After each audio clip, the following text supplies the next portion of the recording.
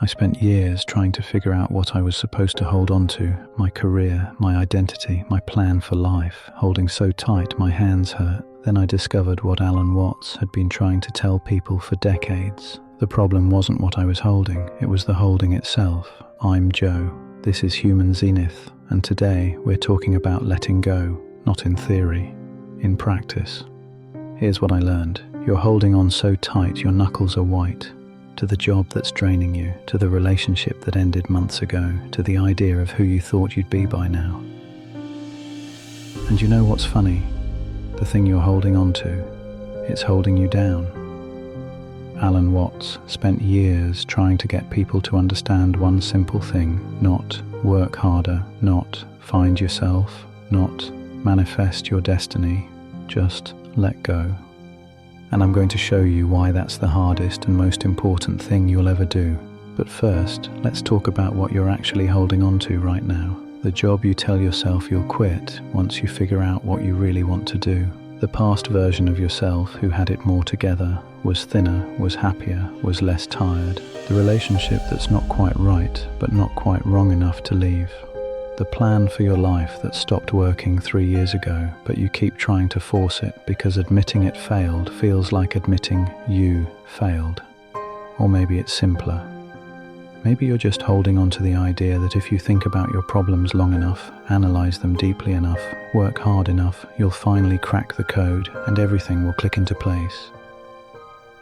Watts would look at you and say, you're trying to drink the ocean one sip at a time and wondering why you're still thirsty. Here's what letting go is not. It's not giving up.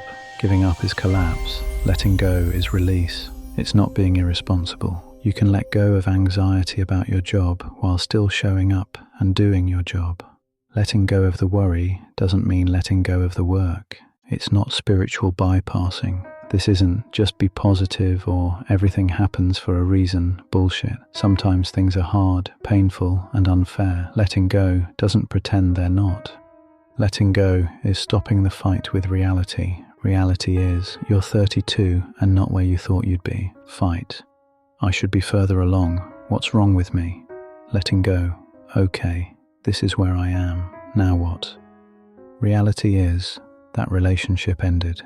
Fight. If only I'd done X differently, maybe there's still a chance. Letting go. It's over. That hurts. And I'm going to be okay. Reality is, you don't know what you want to do with your life. Fight. Everyone else has it figured out. I must be broken. Letting go. Not knowing is uncomfortable, but it's also honest. I can work from here. Letting go isn't passive, it's the most active thing you can do. It's choosing reality over the story you wish was true. So why is it so hard? Watts understood this. He said we hold on because we think holding on is control, and control feels like safety. If I hold on to this job, I'm safe from the unknown. If I hold on to this anger, I'm protected from being hurt again. If I hold on to this plan, I don't have to face the chaos of not knowing. But here's what Watts knew. The tighter you grip, the more you're controlled by what you're gripping. That job you're white-knuckling, it's running your life. That past you can't release, it's stealing your present. That relationship you keep revisiting, it's blocking new ones. You think you're in control, but you're a prisoner holding your own cell door shut. And the wildest part? The thing you're holding on to doesn't even exist anymore. That relationship, it's gone. You're holding a memory, that version of yourself, dead.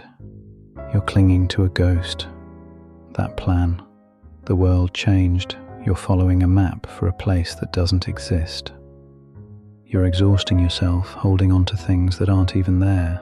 You're white-knuckling thin air, and Watts would ask you, what would happen if you just opened your hand? Here's what Watts taught. When you let go, you don't lose anything real, you lose the illusion, and yeah, that hurts, because illusions feel safer than truth. But here's what you gain. Energy. All the energy you were using to hold on, to resist, to fight reality, suddenly it's available for actual living, for actual creating, for actual moving forward. Clarity. When you stop arguing with what is, you can finally see what's actually in front of you, not what should be, not what you wish it was. What is.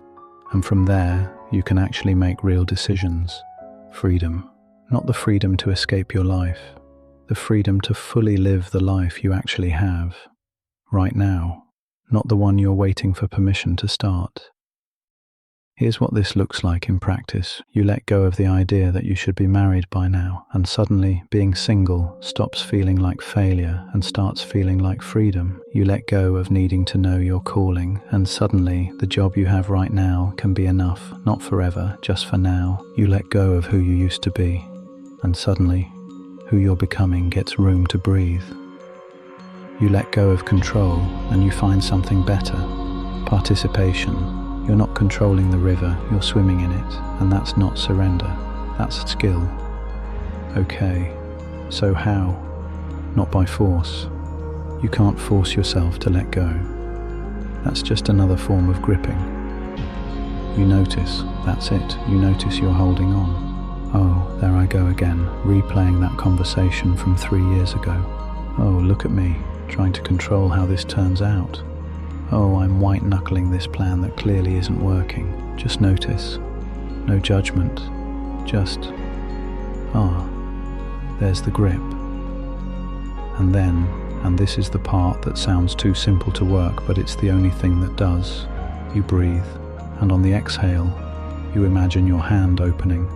Not dramatically, not forever, just for now, this breath, this moment. You don't have to let go of everything. You don't have to do it perfectly. You don't have to let go forever. Just let go for the next 5 minutes. See what happens. Usually, the thing you were terrified would fall apart if you stopped holding it. It stays, or it leaves, but either way, you're okay. And that's the thing Watts wanted you to know. You've always been okay. The holding on was never what kept you safe. So here's your invitation. Whatever you're holding on to right now, the past, the plan, the grudge, the idea of who you should be, just let go, not forever, just for right now. Open your hand, see what's actually there, and notice you're still here. You're still whole. You always were.